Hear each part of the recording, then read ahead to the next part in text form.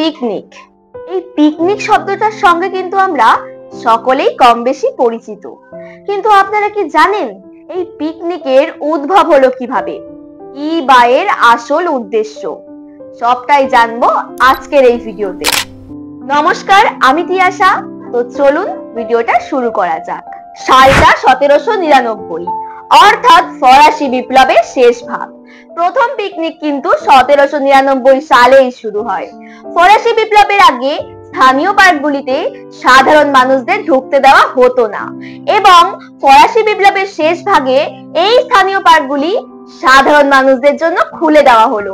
সেই সময় থেকেই মানুষ সেই পার্কগুলিতে গিয়ে খাওয়া দাওয়া এবং গান বাজনা করতে শুরু করে। আবার অনেক ঐতিহাসিক মনে করেন গুপ্ত যুগে নাকি এই পিকনিকের উৎপত্তি। আবার অনেক ঐতিহাসিক ভিক্টোরিয়ান যুগকে পিকনিকের উৎপত্তিকাল হিসাবে ধরে থাকেন। সুতরাং বলা যায় পিকনিকের উৎপত্তিকাল নিয়ে কিন্তু এখনো দ্বিমত আছে। বলা হয় 2009 সালে পর্তুগালের লিসবনে নাকি সবচেয়ে বড় পিকনিক আয়োজিত হয়, যেখানে প্রায় 22,000 মানুষ অংশগ্রহণ করেছিল, এবং এটি এখনো বিশ্ব রেকর্ডের তালিকায় অন্তর্ভুক্ত। অবশ্য তখন কিন্তু পিকনিক ছিল না। ফ্রেঞ্চ শব্দ পিকনিক থেকেই পিকনিকের উৎপত্তি। তখনকার সময় ইউরোপীয় ধনী ব্যক্তিদের মধ্যেই এই পিকনিকের চল ছিল।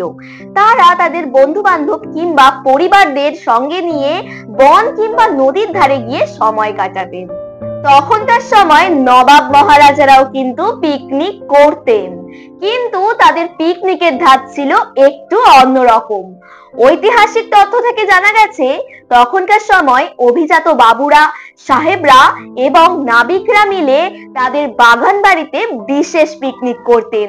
মদ, মাংস এবং মেয়ে মানুষদের নিয়ে চলতো সারাদিন নাচ গান, এবং এটাও জানা যায় শোভাবাজার রাজবাড়িতেও নাকি বসতো আসর।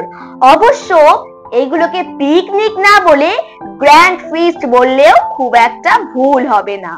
তবে ছোটবেলায় গ্রাম বাংলার সব বাচ্চারা একসাথে হয়ে নিজেদের বাড়ি থেকে চাল, ডাল এবং মশলাপাতি জোগাড় করে কিন্তু চড়ুই ভাতি, থুরি, রবি ঠাকুরের ভাষায় চড়ি ভাতি করত।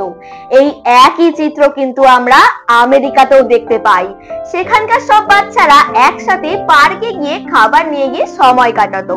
অবশ্য সেখানে পিকনিককে পটলাক বলা হতো। 1799 সাল থেকে শুরু করে 2024 সাল পর্যন্ত আজও কিন্তু প্রতিটা বাঙালি শীতকালে পিকনিক করে থাকে। তোমরা এখনো পিকনিক করেছো কিনা অবশ্যই কমেন্ট বক্সে কমেন্ট করে জানিও। আর এই পিকনিকের অজানা তথ্যটা তোমাদের কেমন লাগলো সেটাও কমেন্ট করে জানাতে ভুলো না। ভিডিওটা ভালো লেগে থাকলে অবশ্যই লাইক, শেয়ার আর ফলো করে দিও। আর ইউটিউব থেকে দেখে থাকলে অবশ্যই সাবস্ক্রাইব করে দিও। দেখা হচ্ছে নতুন কোনো ভিডিওতে। ততক্ষণে তোমরা পিকনিকের প্ল্যান করতে থাকো।